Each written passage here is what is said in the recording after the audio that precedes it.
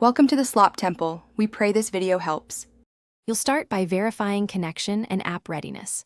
On your iPhone, open Control Center to confirm Bluetooth and Wi-Fi are active. On the watch, unlock and launch voice memos so the app stays active. This matters because transfers use a direct local connection, not iCloud. Once both apps are open, select the recording on the watch you want to move. Make sure battery levels are adequate so the transfer won't interrupt. A quick charge prevents dropped files. Now perform the actual transfer.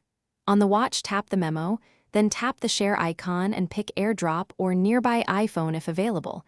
This creates a peer-to-peer connection. You do this because AirDrop bypasses iCloud and sends the audio directly over Bluetooth/Wi-Fi. On your iPhone, accept the transfer prompt and choose to save to voice memos or files. If you save to files, move it into voice memos later or import within the app, so organization remains consistent. Finish by confirming the memo plays and metadata looks correct on your iPhone. This ensures integrity and searchability. If the file didn't arrive, first toggle Bluetooth and Wi-Fi on both devices, then retry AirDrop. Many failures are temporary radio issues. If that doesn't work, restart both watch and phone to clear connection caches, then repeat the share.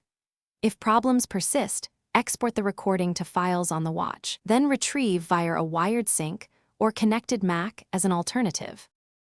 Thanks for watching. Consider subscribing if we helped you.